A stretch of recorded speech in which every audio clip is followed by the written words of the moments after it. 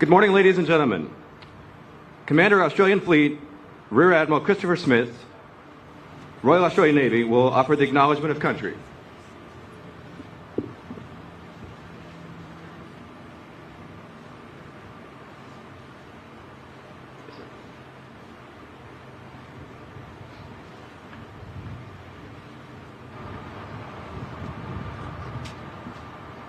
Good morning and welcome to Garden Island.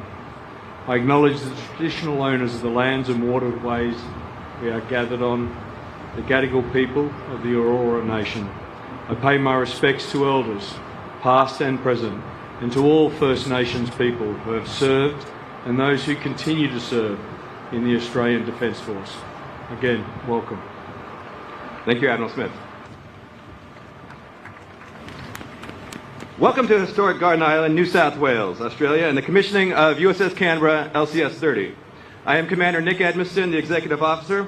It is my privilege to welcome you and be your Master of Ceremonies today. We welcome those with us in person and our friends and family here and abroad as they celebrate today's event via live stream. Hi guys, it's your ombudsman from the Gold Crew. Hoping that you guys have a wonderful time in Australia. Enjoy the commissioning. Can't wait to see you. Congratulations on commissioning the ship. We love you and we miss you. I love you, Daddy. Hey babe, I just wanted to congratulate you on your ship being commissioned in Australia. I hope you Congratulations on commissioning the ship. We love you and we miss you. I love you, Daddy. Hey babe. We love you, Daddy. We're so excited that you get to be a part of the commissioning of your ship, babe, and in none other than Australia. That's so amazing you get to be a part of that. We love you and we miss you so very much, and we're so proud of you. We can't wait for you to come home.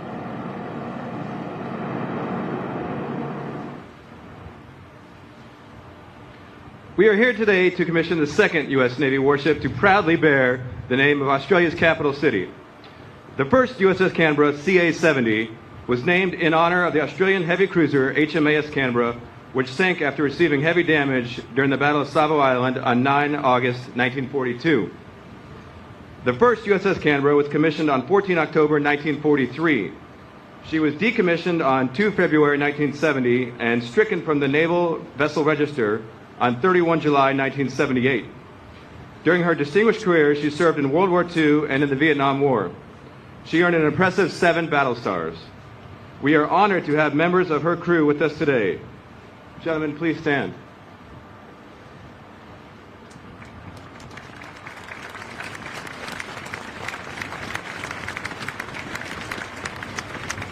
Would active duty and veterans from all nations please stand?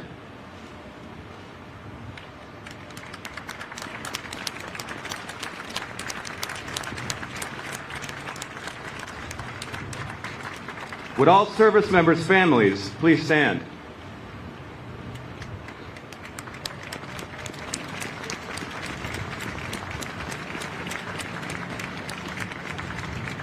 Ladies and gentlemen, we thank you for your service and sacrifice. Our ceremony today is a time-honored tradition that began with the commissioning of our first warship, a captured British schooner, the Margaretta, in 1775. Since then, thousands of ships have undergone the transformation from silent hulls to fully alive warships. Our commissioning crew, hereafter known as plank owners, are in formation among you and ready to bring the ship to life. In just a few moments, the Navy Band will render honors to His Excellency the Honorable General David Hurley. Will the guests please rise and remain standing for the arrival of our official party, honors, the presentation of colors, the United States and Australian national anthems, and the invocation. Ladies and gentlemen, our platform guests. Lieutenant Commander Marek Ireland, Chaplain Corps, United States Navy, our ceremonial chaplain.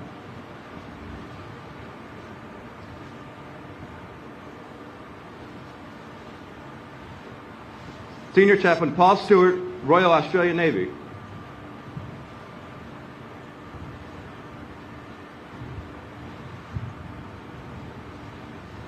Mr. Marty Wallens, crew member of USS Canberra, CAG-2, and our long glass presenter.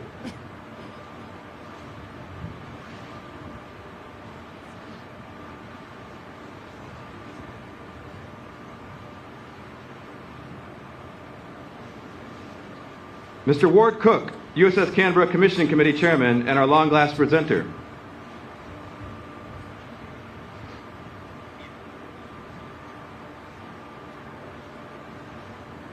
Captain Matthew Lehman, United States Navy, Littoral Combat Ship Program Manager.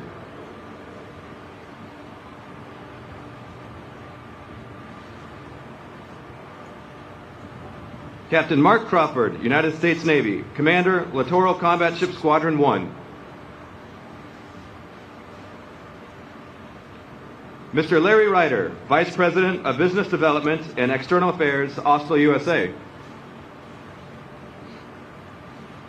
Rear Admiral Select Kevin Smith, United States Navy, Program Executive Officer, Small and Unmanned Combatants.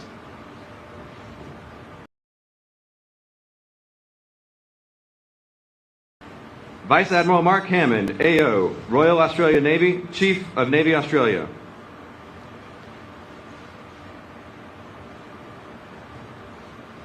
Admiral Michael M. Gilday, United States Navy, the 32nd Chief of Naval Operations.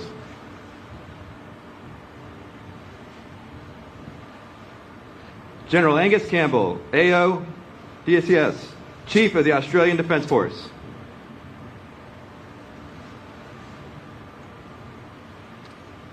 The Honorable Carlos Del Toro, the 78th Secretary of the Navy.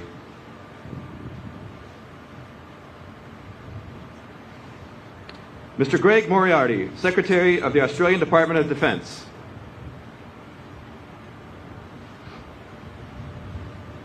His Excellency, the Honorable Dr. Kevin Rudd, Australian Ambassador to the United States. The Honorable Caroline Kennedy, United States Ambassador to Australia.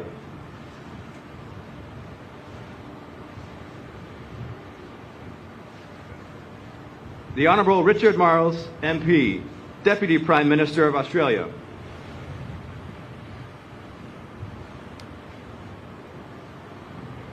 Her Excellency, the Honorable Margaret Beasley, AC, KC, Governor of New South Wales.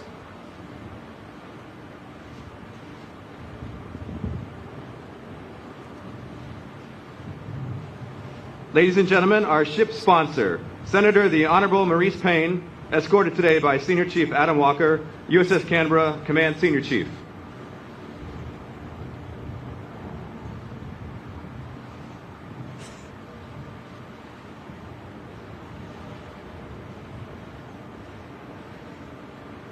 Ladies and gentlemen, His Excellency General the Honorable David Hurley, AC, DSC, Governor General of the Commonwealth of Australia, escorted today by Commander William Ashley, United States Navy, USS Canberra's commanding officer. Ladies and gentlemen, honors to His Excellency the Honorable David Hurley. Platform, hand salute.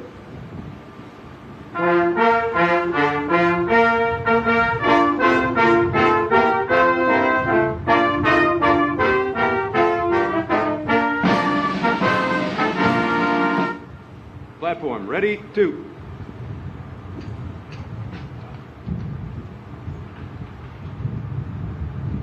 Advance the colors.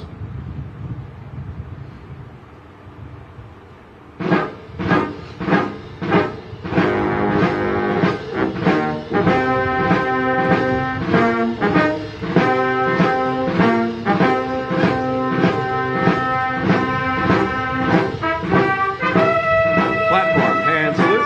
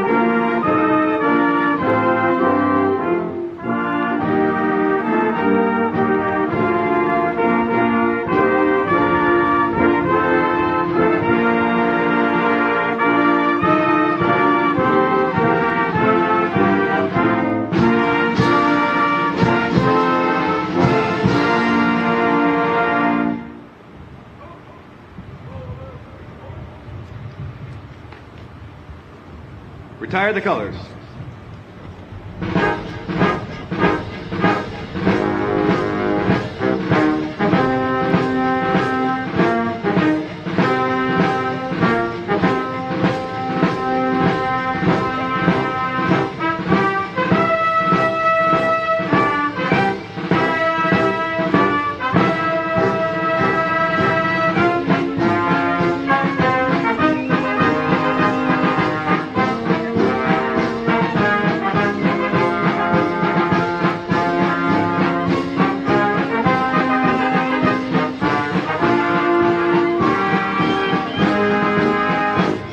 Platform. Ready? 2. Ladies and gentlemen, Senior Chaplain Stewart will now deliver the invocation.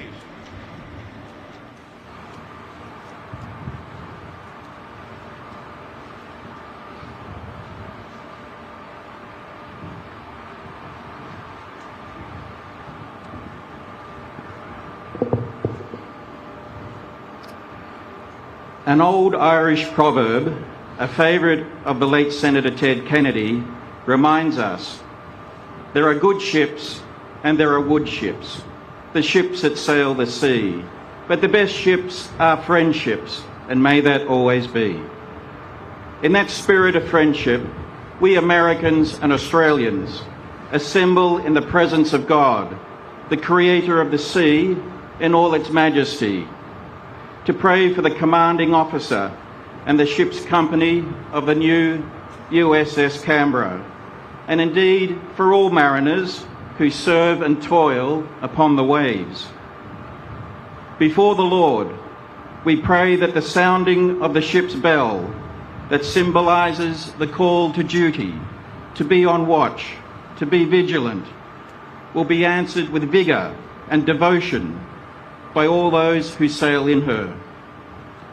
We pray that the quarterdeck of Canberra, that most sacred space on all warships, where solemn ceremonies take place and where souls have been committed to their eternal rest, will ever remind us to honour the sacrifices of our war dead and our veterans, some of whom alive today still carry wounds, visible and invisible. We pray that the ensign of the United States, a symbol of its nation and people, will invoke in the hearts of all who and responsibility. May the noble people it represents be blessed with peace and prosperity. And most of all, as we Australians also cherish, may they treasure the gift of freedom, which the late and beloved President Kennedy once reminded us does not come for free, but comes at a price. It must be earned and it must be defended. At Annapolis, President Kennedy inspired his audience of naval trainees in these words: "I can imagine no more rewarding career, and any man who may be asked in this century what he did to make his life worthwhile can respond with a good deal of pride and satisfaction. I served in the United States Navy." So we turn to the Lord, to whom even the tempest of the sea is calmed by his command. And we ask that those who sail in the good ship Canberra will always return home safely and soundly, to cheers from loved ones and sweethearts, knowing their ship steers under God's protection and forever sails with our prayers and our good wishes. To this we can all say, Amen.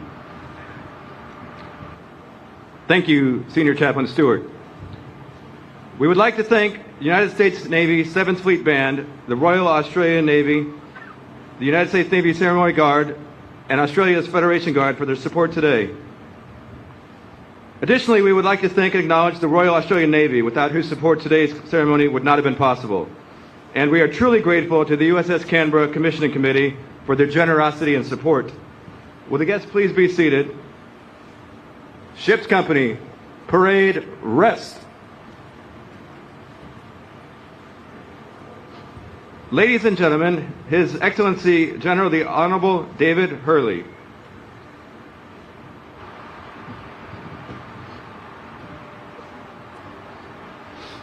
Good morning, and I too welcome all our visitors today here to Garden Island on a very special occasion in the lives of both Australia and the United States and our respective navies. Could I also begin by acknowledging the traditional owners, the Gadigal people of the Eora Nation, pay my respects to elders past and present, our emerging leaders, and be mindful of our responsibilities to the younger generation, so critical to our future today.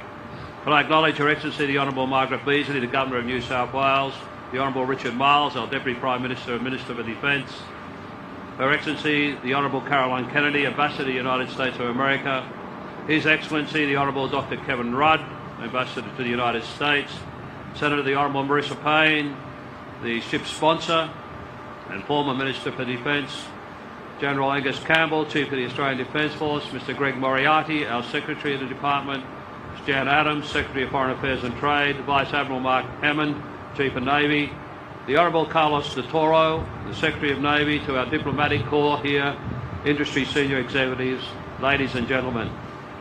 It's an honour to welcome you to the ceremonial commissioning of USS Canberra. Today is a momentous day for the crew of this ship. It's also a day of celebration for our navies, a great Navy Day, as they say. And it's a celebration and a very visible example of our two nations' shared history, contemporary partnership and commitment to the future.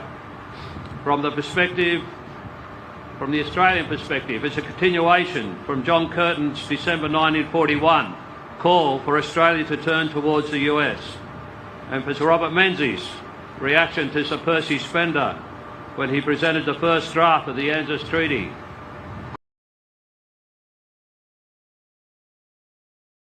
For his champagne on a very important occasion. The first USS Canberra was named at the direction of President Roosevelt in honour of HMAS Canberra, which was sunk after receiving heavy damage during the Battle of Savo Island on the 9th of August 1942. The US Ambassador to Australia, in a telegram to the Secretary of State, suggested the act could create a lasting tie between the two countries.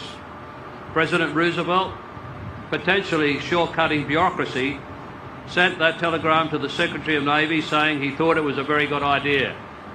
And a month later, the presidential direction was finalised and that lasting tie created. The Battle of Savo was one battle in one war.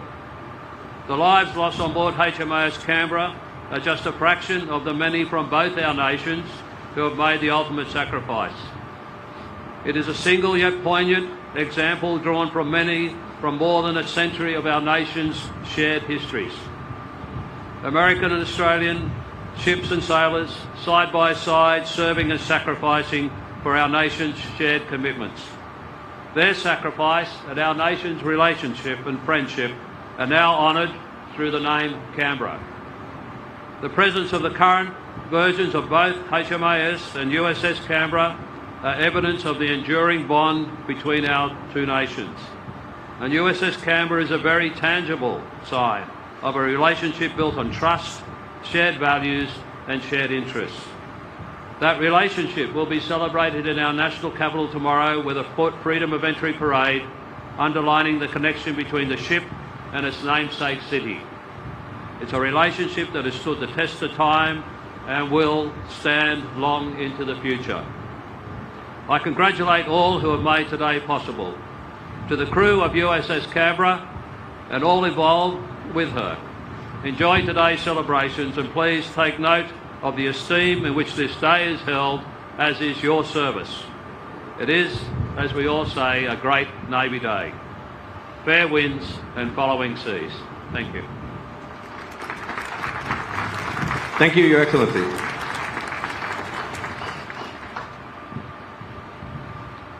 Ladies and gentlemen, Mr. Larry Ryder.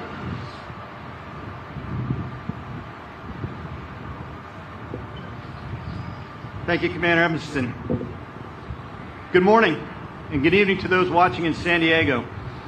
Looking at the distinguished speakers here on the podium, I tell you I'm incredibly thankful I'm going first and not having to follow many of these speakers. I'd like to defer to His Excellency and not go through all the names again in the interest of time. So I just want to start by saying a very special good morning to the families here with us today, and good evening to those watching in San Diego at the watch party. It was great to see the video at the start of this ceremony. We at Austell honor the sacrifice you make as your moms, dads, wives, husbands, sons, daughters make this historic deployment to commission the USS Canberra here in Sydney this morning. In my time as a Marine, I left behind my family many times, and I know I got the easy end of that equation each time. I'm Larry Ryder, Vice President of External Affairs at Austell USA, and I am honored to represent the amazing Austell team this morning. On behalf of our founder and chair, John Rothwell, Patty Gregg, our CEO of Austell Limited, Rusty Murdoch, President of Austell USA, and most importantly, on behalf of the 5,000 dedicated shipbuilders of Austell, including 3,000 from Austell USA, who built this great warship, thank you to the crew of USS Canberra for allowing the Austell team to be part of this special event. I also want to thank Ward Cook and the commissioning committee and the Navy team for putting together such an amazing and memorable event.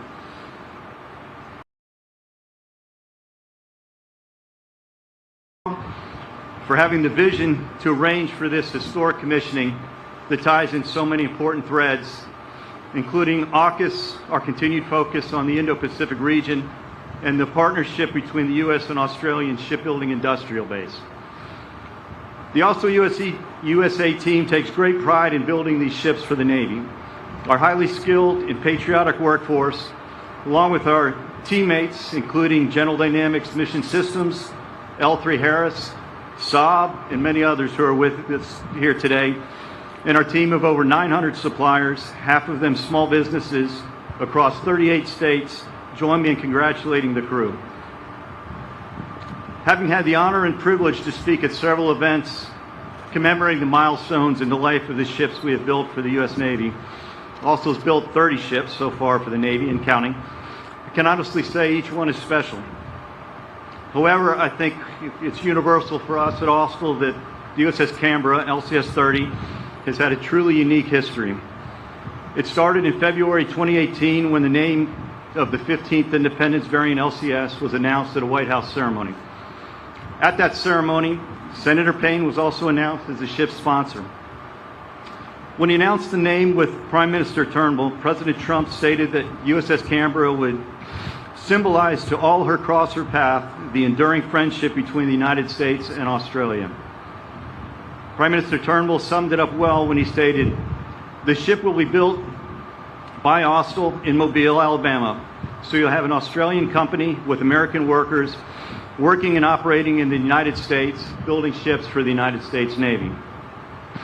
As you heard already, the name carries on the legacy of the cruiser HMAS Canberra that in August 1942 fought valiantly alongside U.S. Navy ships in the Battle of Savo Island, where it was damaged and subsequently sunk. Having had the honor to serve in the 1st Marine Division, many of those Marines that rotate through Darwin these days, the Battle of Savo Island has special significance as it was fought to defend U.S. Marines fighting ashore on Guadalcanal, a battle seared into the history of our Corps. After Canberra was named, she began to come to life as we started construction. Again, it was a unique experience as we built her while the world struggled with the global pandemic. Though we faced a number of unique challenges, the Navy and Austell team and the nation's shipbuilding industrial base, our team included, continued to build and deliver ships. The christening of Canberra in June of 2021 again offered some unique challenges.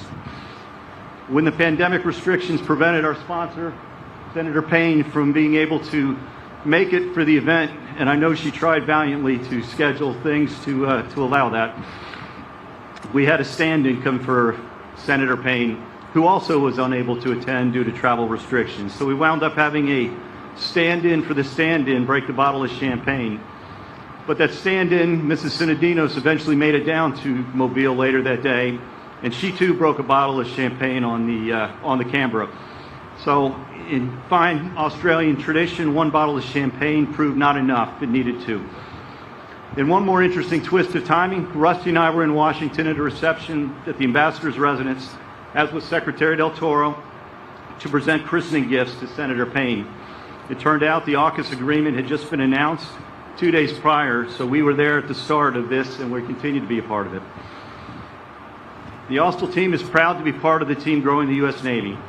In addition to the USS Canberra, the Austell team has delivered 16 sister ships, 5 of which are deployed to the Western Pacific today. We've also delivered 13 expeditionary fast transports.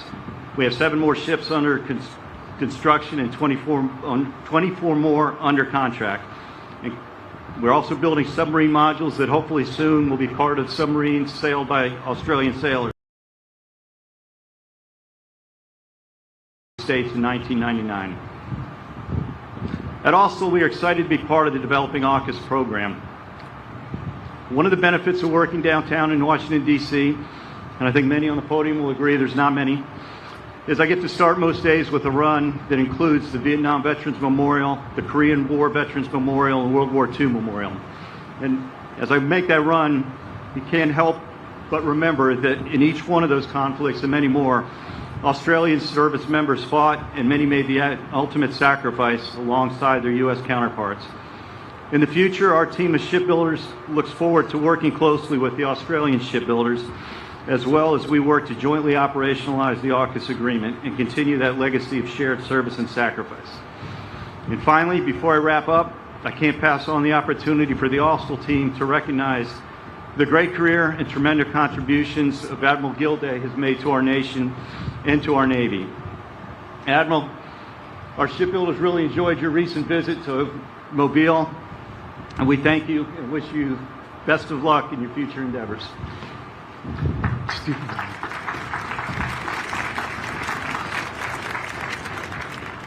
To the crew of USS Canberra, thank you again for allowing the Austell team to participate in this special occasion. The entire Austell team wishes you fair winds and following seas. Thank you, Mr. Ryder. Ladies and gentlemen, Vice Admiral Mark Hammond.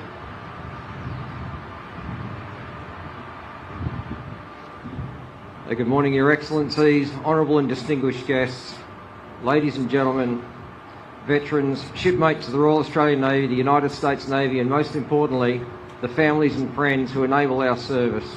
Good morning. 81 years ago today, HMAS Canberra sailed from the safe port of Wellington in New Zealand in company with US Naval Forces on a mission to Guadalcanal.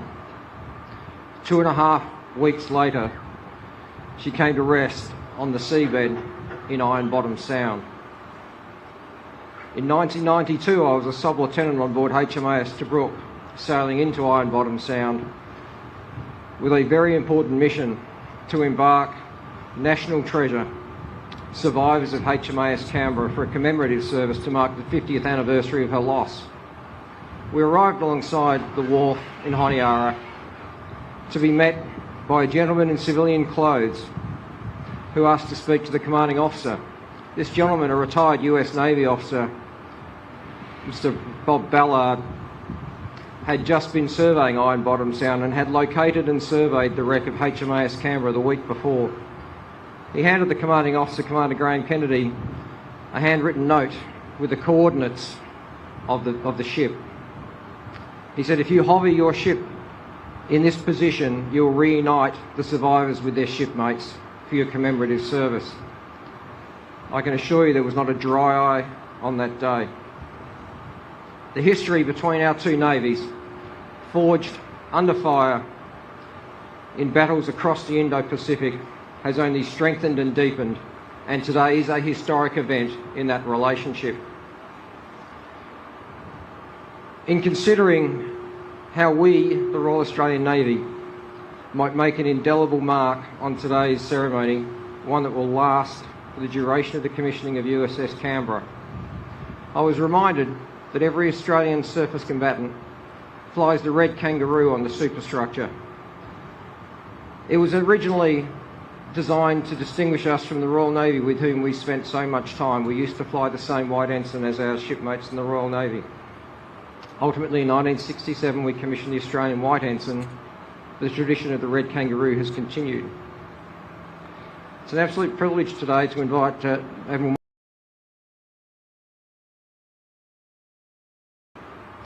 but to the men and women of USS Canberra, and more importantly to the families that enable your service. As my wife Jodie says, power at sea is derived from strength at home. I congratulate you on the commissioning of a fine warship. There will always be an Australian sailor or officer posted to this ship. There is a Royal Australian Navy lieutenant, part of the ship's company today. But all of you, when you look to the superstructure in future, you will see your own special Australian kangaroo. Mike, would you join me, please? And we have one member of HMAS Canberra and a member of USS Canberra about to unveil our small gift. Team, when you're ready.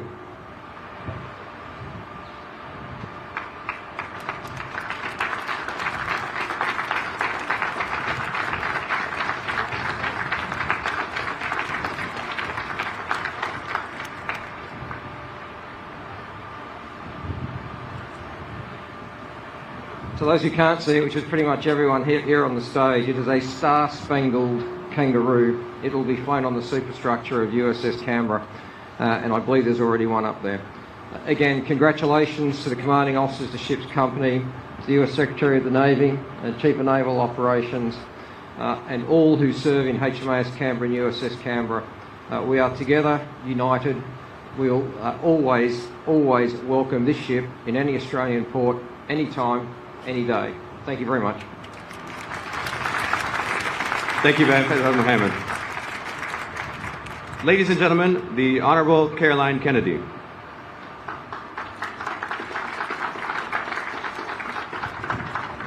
Good morning, Governor General Hurley, Governor Beasley. Thank you for welcoming the American Navy to this beautiful country and this historic harbor. Deputy Prime Minister Marles, Premier Minns, Ambassador Rudd, General Campbell, Secretary Moriarty, Vice Admiral Hammond. It's an honor to represent President Biden as the United States Ambassador to Australia at this historic moment. The first commissioning of a new U.S. Navy ship in another country. I can't think of a better symbol of the strength of our alliance.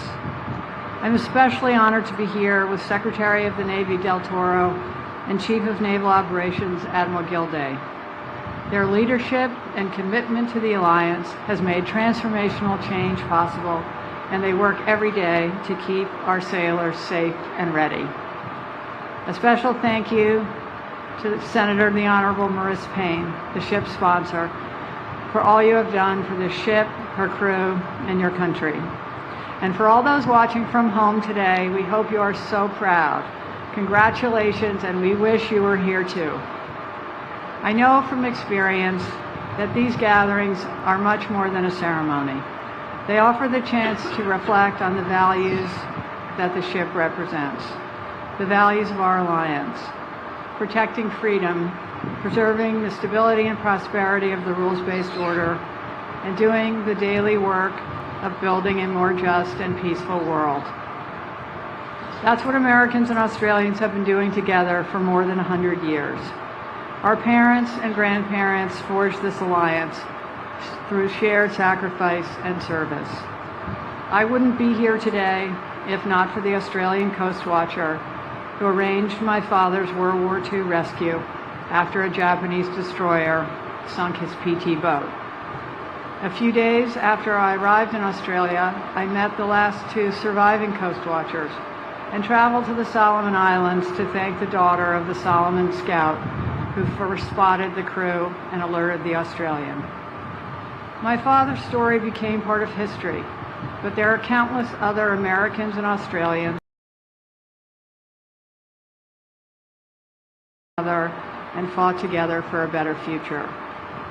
Our lives may be shaped by the historical forces of our time, but it's the connections we make to one another that define us and give our lives meaning. Now it's our turn to carry this alliance forward for our own children and grandchildren. Tomorrow marks 1 year since I arrived in Australia. In that time, I've already seen our nations change the future. The AUKUS agreement will foster innovation and promote regional stability. The smartest students in both our countries will collaborate on advanced technology and manufacturing. It's already happening. and the U.S. and Australia are partnering to combat climate change and accelerate the world's clean energy transition. In May, President Biden and Prime Minister Albanese announced that climate and clean energy are the third pillar of the alliance. I can think of no better symbol of this shared future than the USS Canberra. Built by American workers for an Australian company in Mobile, Alabama, her crew will always include a Royal Australian Navy sailor, and from today forward, she will proudly display a star-spangled kangaroo. Closing, we pray that God will keep the USS Canberra safe, and I too wish for her fair winds and following seas. Thank you. Thank you, Ambassador Kennedy. Ladies and gentlemen, the Honorable Richard Marles.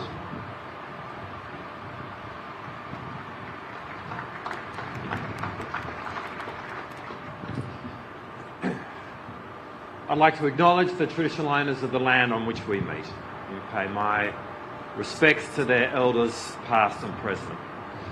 Governor General, Governor, Secretary Del Toro, Ambassadors Kennedy and Rudd, Senator Maurice Payne, my parliamentary colleagues, senior members of the Australian and American Defence Forces, and all those visiting Defence Forces who are here with us today. The Alliance is at the centre of Australia's national security. The Alliance is about shared values. As Australia makes common cause with a nation conceived in liberty and dedicated to the proposition that all men are created equal. But the Alliance is also personal. The Alliance is in the story of American Ambassador John Berry, whose father served in the 1st Division of the United States Marines here in Australia, a division whose song today is Waltzing Matilda. The Alliance is in the story of Ambassador Kennedy, whose father was rescued 80 years ago by a team of Australian coast watchers in the western province of Solomon Islands. And the Alliance is in the story of the thousands of Americans and Australians who can trace their family history back to the 800,000 Americans who served in this country during World War II. When Australians talk about the Alliance, we don't even talk about the name of the partner with whom that alliance is with. Because there is only one alliance, which is so much at the heart of Australia's worldview. But we wonder where Australia sits in America's vision of the world. And the answer to that can be found in the story of the United States ship Canberra, behind us today. When the original HMAS Canberra was lost on the night of the 9th of August in 1942, she was the Battle of Savo Island in the taking of Guadalcanal. And the 83 Australians and 1 American who lost their lives on that night so moved President Franklin Roosevelt that he gave the singular honour of naming a newly commissioned American ship, the USS Canberra. That ship served out the Second World War and went on to serve in the Vietnam War again alongside Australian Defence Force personnel. And sometime after it was decommissioned, President George W. Bush thought it was only fitting that its bell be given to Prime Minister John Howard, and it lives to this day at the Australian National Maritime Museum and is with us here this morning. And so these two ships, the modern HMAS Canberra and the USS Canberra, are inextricably linked, inextricably intertwined. They are genuinely siblings. And in all that they do, they carry with them the souls of the 84 people who were lost on that night. And as we sit here today before the USS Canberra, a ship which was designed in Fremantle, built by the great Australian company, Austal, we do so in the knowledge that there will always be an officer of the Royal Australian Navy who will serve on its crew. We will always know that its sponsor will be an Australian Senator, Maurice Payne, a former Defence Minister who is with us today. We will know that its crest bears the Southern Cross and a kangaroo, and that it was commissioned on this day in this most unique, unprecedented and historic event where for the first time a new American warship is being commissioned outside of the United States. And in all of that, what we hear is that to America, Australia matters. Next week, I will be hosting the United States Secretary of Defence, Lloyd Austin, and together we will visit Exercise Talisman Sabre, and we will watch the men and women of our respective defence forces exercise together. And as we do so, we will feel the pride of their service, and we will undoubtedly reflect that the alliance, the more than a century of mateship, as Australians and Americans have fought alongside each other in every conflict during that period of time, has been and will continue to be both fundamental and astounding. Thank you, Deputy Prime Minister Morrow. Ladies and gentlemen, Admiral Michael Gilday.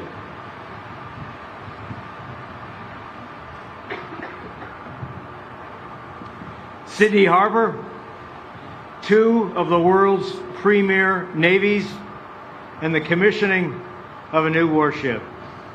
Ladies and gentlemen, shipmates, it just doesn't get any better than this.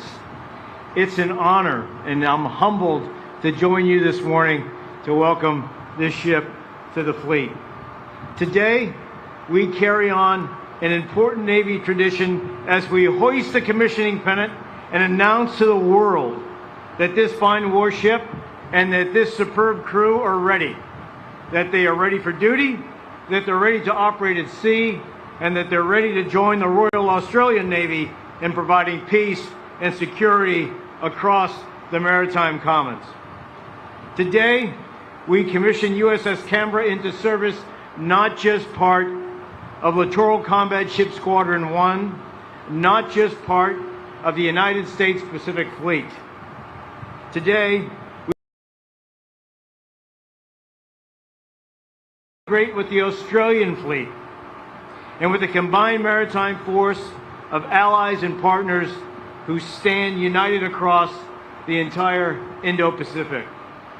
And wherever the U.S. Canberra operates, she will proudly bear the name of the Australian capital, honoring the sons and the daughters of this great nation who guide us with their example, who strengthen us with their courage, and inspire us with their valor. This image of resilience and optimism will forever be etched in the memories of these sailors and inscribed in their hearts. To the crew of USS Canberra and to your families who support you and serve alongside you, you are the men and the women who underwrite our Navy's commitments to safeguard our country, to defend our allies and partners, and to honor the nation of Australia who has embarked with us on a voyage through the seas of history to defend the freedom and democracy across the world. May God bless you, may God bless Australia, and may God bless our great alliance. Now, it is my distinct privilege to introduce our 78th Secretary of the Navy. He is a man who has demonstrated inspiring and successful leadership time and time again, both in public service and in private business. He is a devoted patriot, he is a sailor's sailor, and he is a champion of the mateship between the United States and Australia. Ladies and gentlemen, please join me in welcoming our 78th Secretary of the Navy, the Honorable Carlos Del Toro.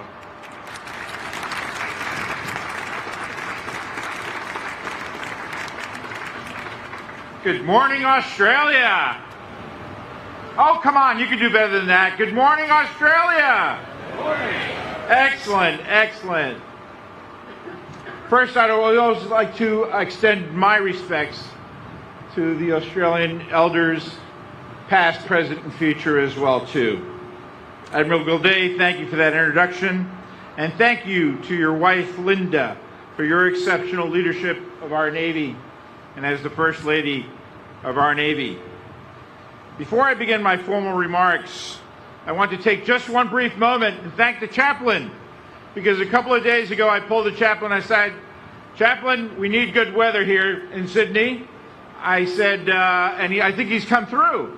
Now, some of you Australians may disagree slightly and think that it's a bit cold, but to the ambassador, her son Jack, and to me, this is just another warm day in Boston.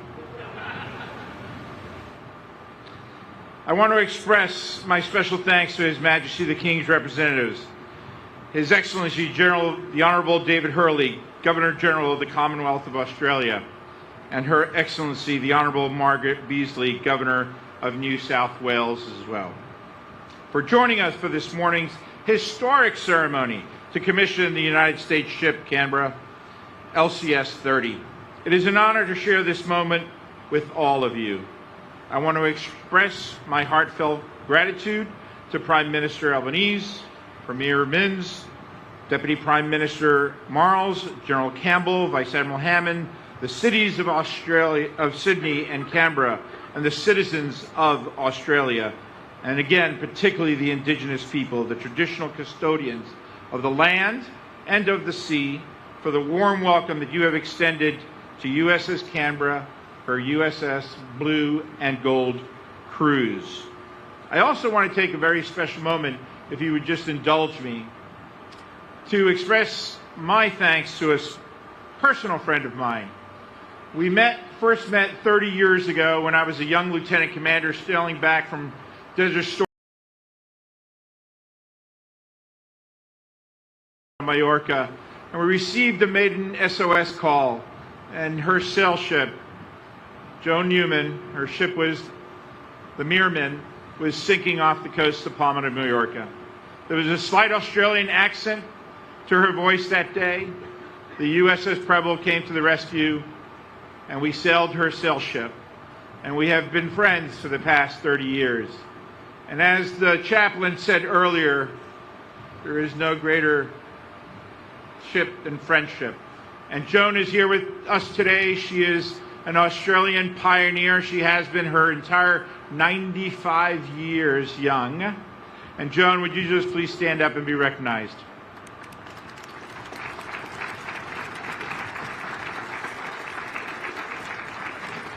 She earlier asked me if she could actually join the crew of the Canberra.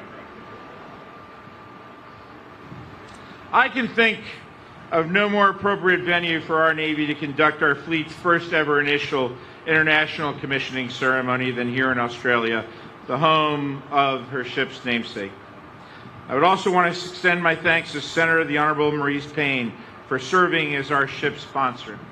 According to naval tradition, your spirit and presence will guide the USS Canberra and her crew throughout her time in service. We are grateful that you are with us here today, and it is my hope that you will continue to serve as the enduring connection between this ship, her crew, and the people of Australia.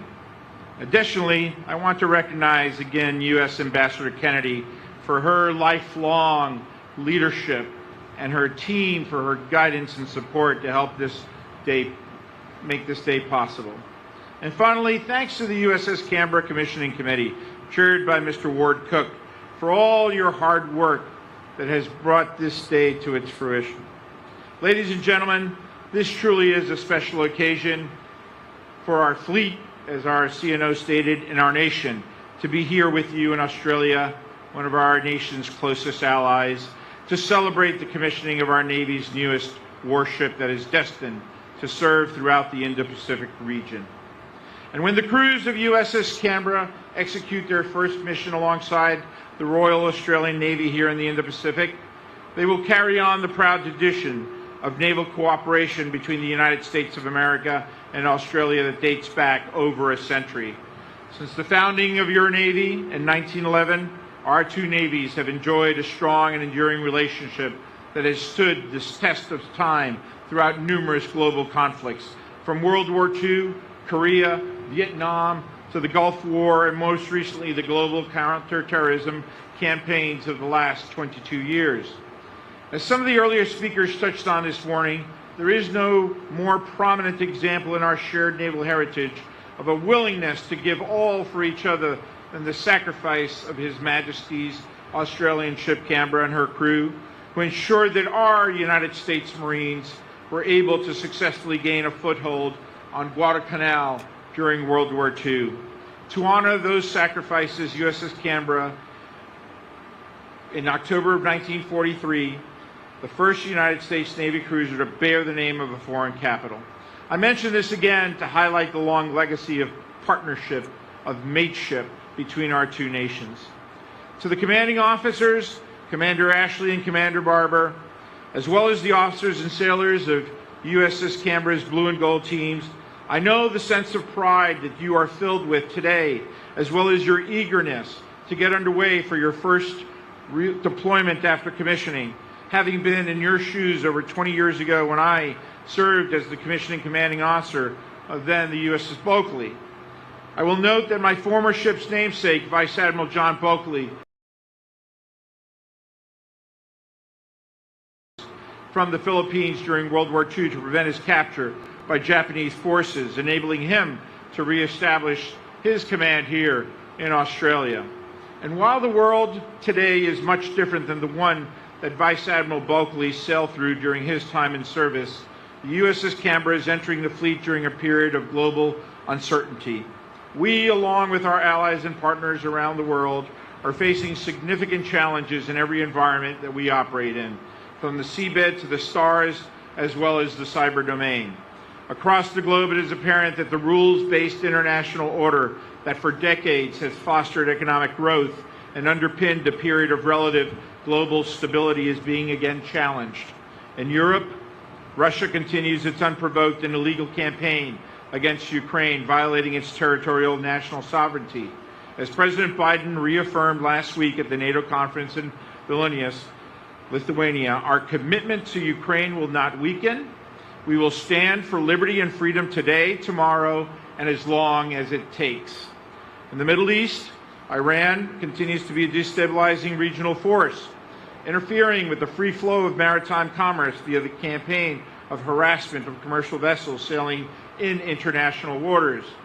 A recent example of Iran's troubles occurred earlier this month when Iranian forces attempted to seize 2 merchant ships in international waters, seizures that were unsuccessful due to the actions of the USS McFall.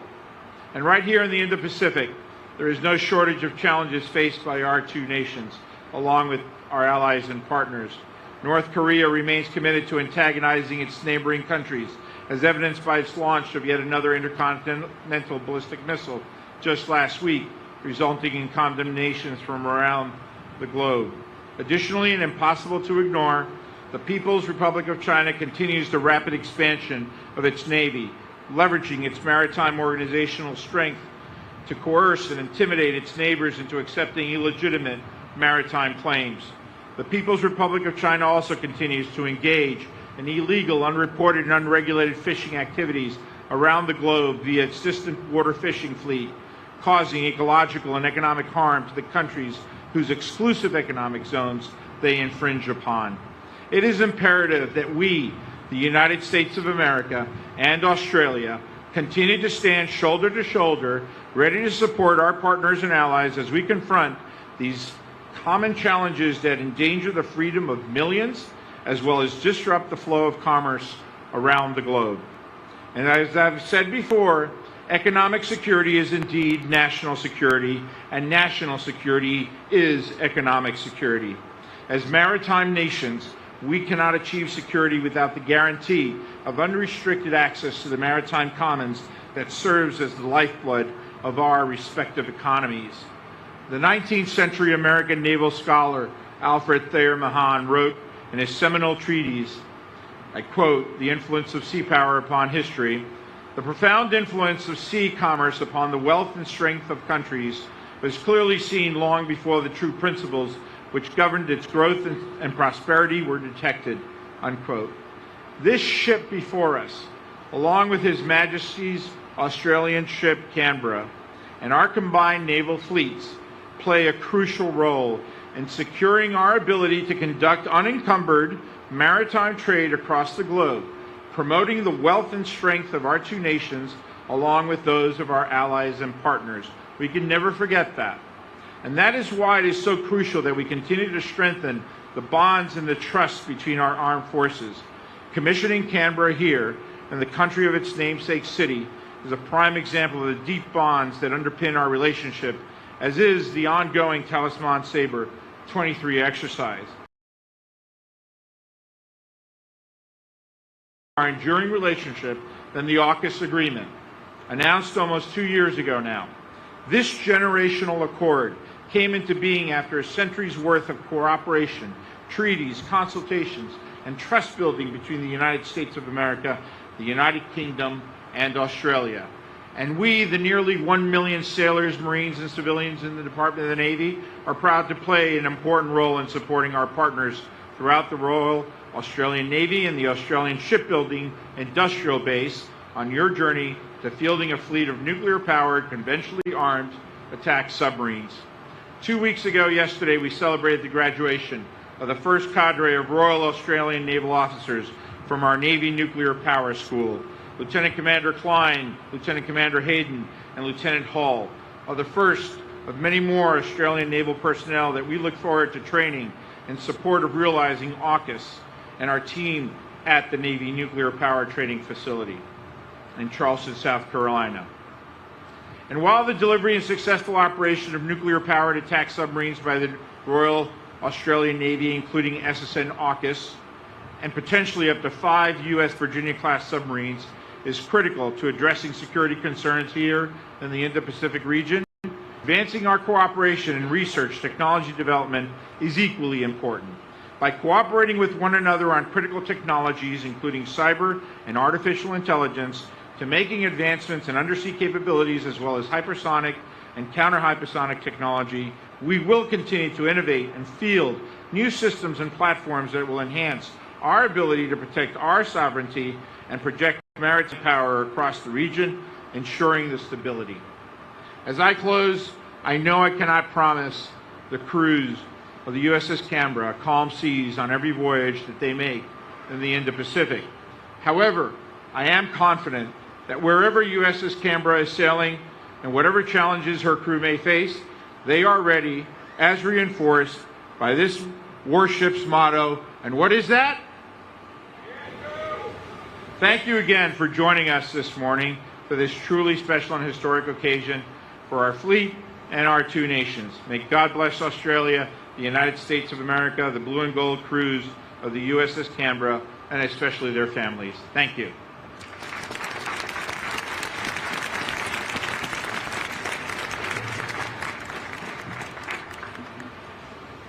Thank you, Secretary Del Toro. Sir, it would be an honor if you place Canberra in commission. You have my permission to place Canberra in commission. Aye, sir. On behalf of the President and the Secretary of the Navy of the United States, I hereby place United States ship Canberra in commission. May God bless and guide this warship and all who shall sail in her. Executive Officer, hoist the colors and the commission pennant. Aye, sir. Ship's Company, attend hut. The commission pennant in professional national navies began to take form late in the 17th century. All ships at that time were sailing ships, and it was often difficult to tell a naval ship from a merchantman. Navies began to adopt long, narrow pennants to be flown by their ships at the mainmast head to distinguish themselves from merchant ships. The commission pennant will fly continuously until the ship is decommissioned. Ladies and gentlemen, please rise. I direct your attention to the ship's mast as we hoist the colors and commission pennant. Quartermaster, hoist the colors and commission pennant. Aye, aye, sir.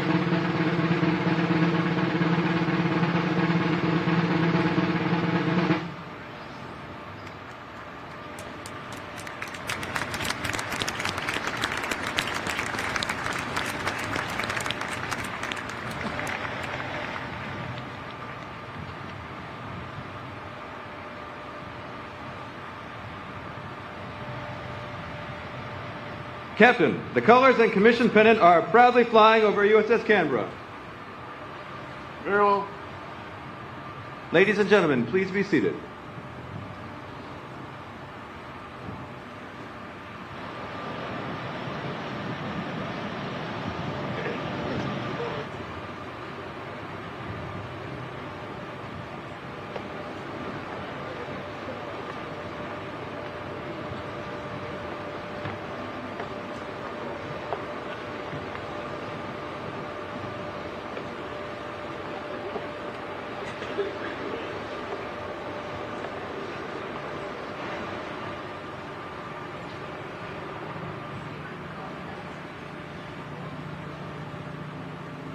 I will now read my orders.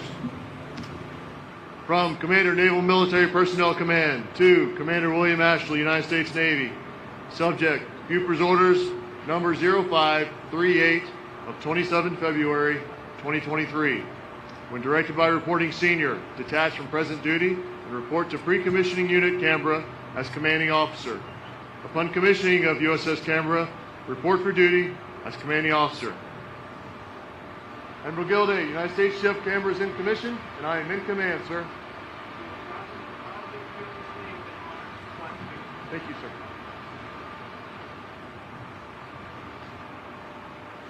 Executive Officer, set the watch. Aye, sir.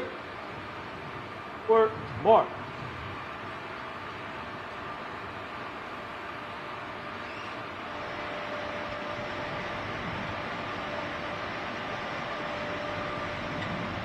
Officer deck, set the first watch. Aye, sir. The officer of the deck is the commanding officer's direct representative, and while on watch, is responsible for the safe operation of the ship and crew. The long glass is the traditional symbol of an officer of the deck's authority of a ship of the line. We are honored to have Mr. Marty Wallins, former USS Canberra CAG-2 crew member, and Mr. Ward Cook, chairman of the USS Canberra Commissioning Committee, with us today. Together they will pass the long glass to our first officer of the deck, Lieutenant Shea Barsom from Dunedin, Florida.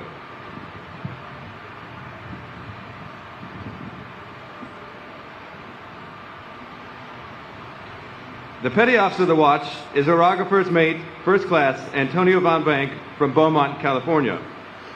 The Messenger of the Watch is Mineman Third Class Gilberto Polito Gonzalez from Los Angeles, California. And the Boatswain's Mate of the Watch is Chief Boatswain's Mate Robert Brown from Detroit, Michigan.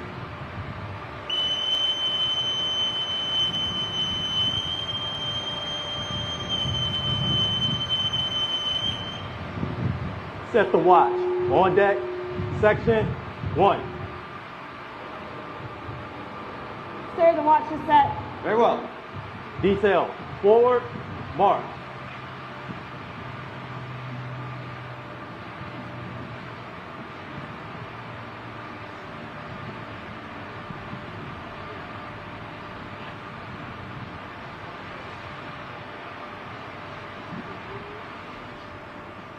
Captain, the watch is set.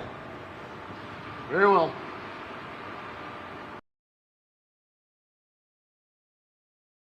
Of her sponsor. Senator Maurice Payne authenticated the keel of this ship in Mobile, Alabama on March 10, 2020, where she imbued this ship with her unshakable sense of public service. Madam Senator, I would be honored if you would give the order to man our ship and bring her to life.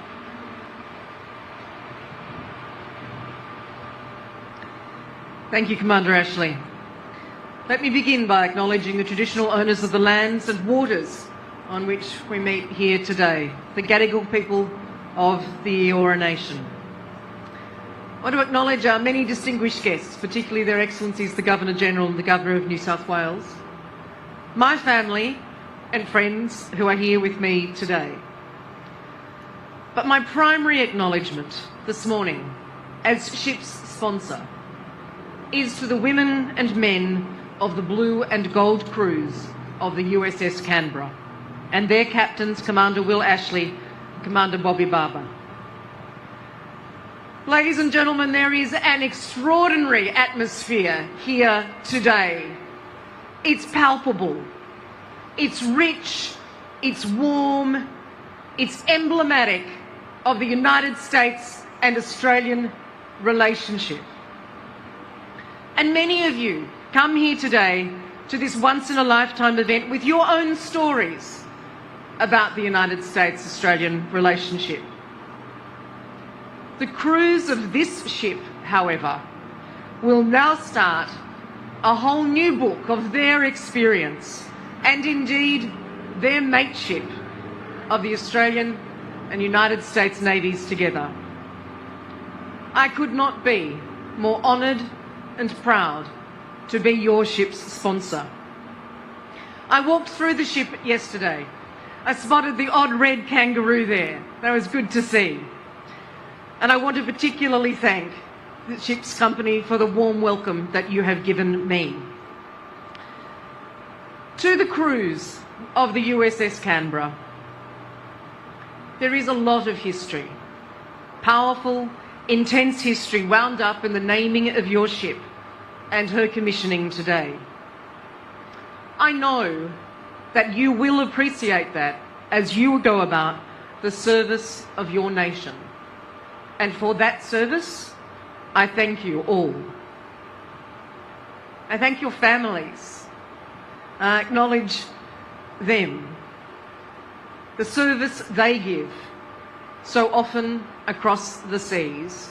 And to those who I have met here in Sydney this week, what an extraordinary honour for me to have had that opportunity. Thank you for making the trip to Australia. Thank you for being part of this extraordinary event. Finally, can I thank again Secretary of Navy Carlos del Toro and his distinguished predecessor Richard Spencer for the honour of being our ship's sponsor. And to the crew, the blue and the gold crews, thank you for bringing can-do to the USS Canberra. It is finally left for me to say, officers and crew of the USS Canberra, man our ship and bring her to life.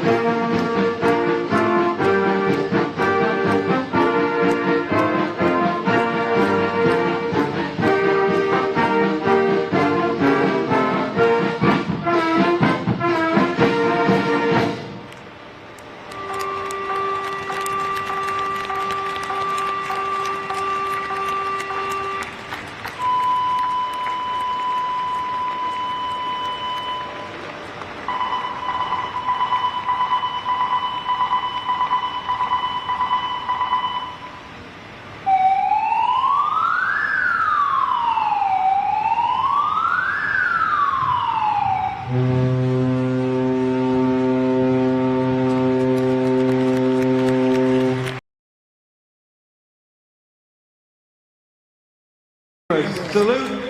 you. We are proud to serve in our nation's navies. Canberra, ready, two. Will the guests please be seated?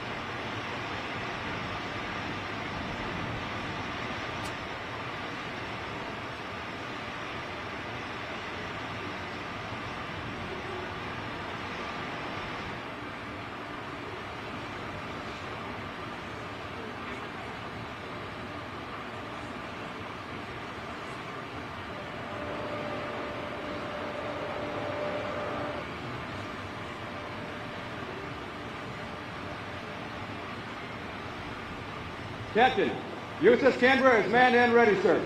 Very well. Commodore Crawford, United States ship Canberra is manned and ready and reports for duty, sir. Very well. Secretary Del Toro, request permission to break your flag, sir. Break my flag, Captain. Aye, sir. Executive Officer, break the flag of the Secretary of the Navy. Aye, sir. Quartermaster, break the flag of the Secretary of the Navy. Aye, aye, sir.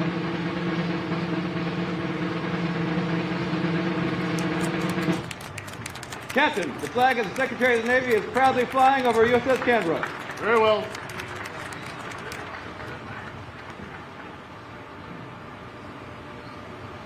Ladies and gentlemen, Commander William Ashley, United States Navy, Commanding Officer, USS Canberra.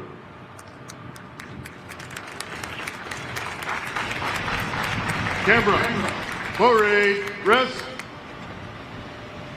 Good morning. Normally I would begin the speech by recognizing the distinguished visitors, high-ranking officials. There are so many here today, it would take my entire speech. But I'm truly amongst giants up here. So I'll simply start with thank you all for being here, both in person and virtually. Thank you to Dave Anderson, Lisa Anderson, and the entire commissioning support team for preparing us the last few days for this momentous occasion. Ward Cook, Ron Spence, and the commissioning committee, thank you for your tremendous support. I know it wasn't easy with the time frame that you had. Our wonderful families here and back home, including my wife Kelly, daughter Kira, a heartfelt thank you. Thank you for your daily sacrifices and your unwavering support. Without that, we are combat ineffective. We're lucky to have two outstanding ombudsmen who serve voluntarily as communication paths between myself and the families. Mrs. Kelly Meyer, Mrs. Katrina LaCroix, thank you for your commitment. To Captain Lehman and the PMS 501 team, together with Also USA, you gave us a great ship. She handles like a dream and meets every mission she was intended for. Your continued support was crucial in our voyage, and I know that we would not be here but for you. I've had the honor and pleasure of getting to know our ship's sponsor, Senator the Honorable Maurice Payne, who just gave the order to bring our ship to life. Her accomplishments and service lend themselves quite well to our can-do family. Welcome aboard, Plank Owner. We brought the ship here earlier this week. The sheer magnitude of the occasion hadn't quite hit us yet. We'd started to notice it some months ago when the Australian Clearance Dive Team visited us in San Diego. It was our first Australian military visit. And then again when Vice Admiral Hammond, they look amazing. And as you saw, I couldn't wait to put them up. And most recently, we welcomed our newest crew member, Lieutenant Eamon O'Shea, our permanently assigned Royal Australian Navy Exchange Officer. And then finally we arrived here, the open arms and welcomed by Fleet Base East, HMAS Cuttable, and the people of Sydney and all of Australia as a whole. It really opened our eyes and our hearts to this event. As a ship captain, Having something for the crew to rally behind is important to build on the unit cohesiveness and camaraderie. Our ship's namesake makes that easy. We are honored to share the same name as the first USS Canberra, a heroic ship in her own right, but it's much deeper than that. We continue to recognize the sacrifice of the first HMS Canberra, whose fight helped protect the U.S. Marines on Guadalcanal. Naming the second USS Canberra renews the mateship of our two nations, just as it did back in 1943. This week we have established our connectedness with HMS Canberra III. We sailed behind Captain O'Hara, great ship on the way into Sydney Harbor. We've enjoyed multiple events between the two crews, just they are amongst the ranks on the ship behind me. Their support and hospitality have been amazing and heartwarming. Captain O'Hara, I would gladly sail into harm's way alongside you, your ship, and your crew. Tomorrow we will strengthen our relationship with the city of Canberra as we visit our namesake city and take part in time-honored traditions and ceremonies. We are humbled by the invitation. So you can see the connections with our countries are much deeper than just a ship naming. Our friendship is much more strengthened because of it. The crew that you just saw bring this ship to life is one of the best I've ever served with in my 30 years in the Navy. They look out for each other, they love this ship, and they pour their blood, sometimes tears, into her. I'm humbled every day to see them embody our can-do spirit. Our first commanding officer, Commander Mike Tyree, instilled a sense of that culture that will last for many times to come. I've also heard that all good things come in pairs. We're lucky to have two amazing crews. I've been with Blue crews since the beginning, and I'm fortunate to have both Blue and Gold crews on board. Gold crew is led by Commander Barber, an excellent ship captain. Thank you, Bobby, for letting me borrow your crew. Secretary Del Toro, Admiral Gilday, Commodore Crawford, you can count on us.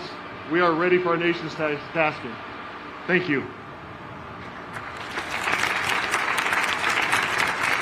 Ship Company, attend hut. Will the guests please rise and remain standing for the benediction that will be offered by Lieutenant Commander Ireland.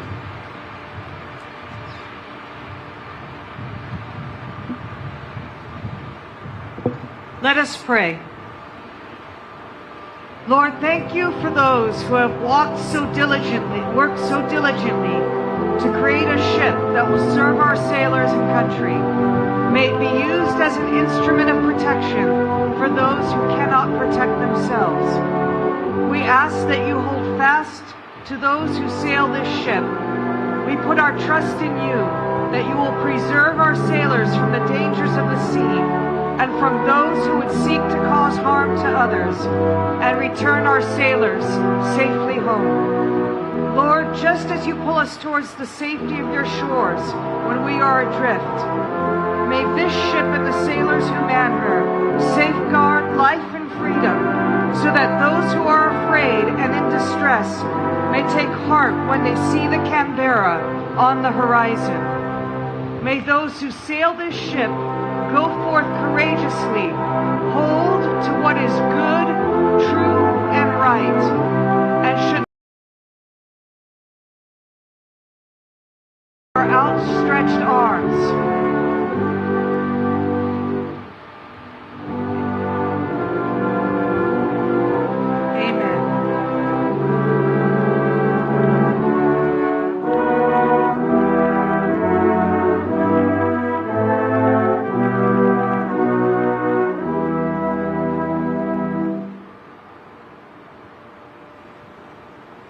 Thank you, Chaplain Ireland. Canberra, cheers! Ships! Hip hip! Hip hip! Hip hip! Canberra, on! Cap! Ladies and gentlemen, please be seated and remain seated for the departure of our platform guests.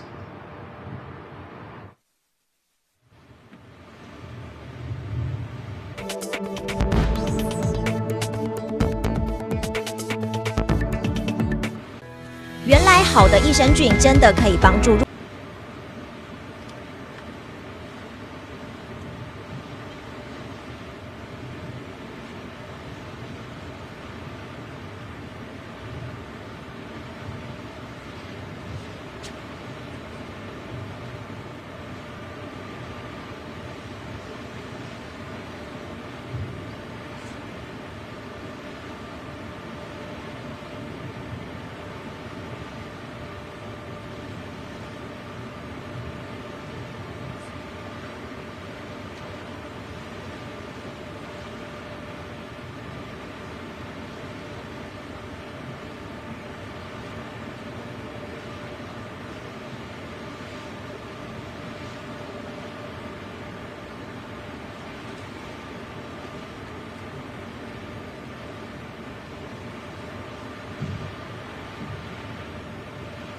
Ladies and gentlemen, this concludes our ceremony. Thank you for joining us today. Ship's tours will commence in 20 minutes. Please line up at the bow to your left if you wish to tour the ship. The last tour will be at 2:30 p.m. and buses will run continuously to the Cuttable Gate until 3:30 p.m.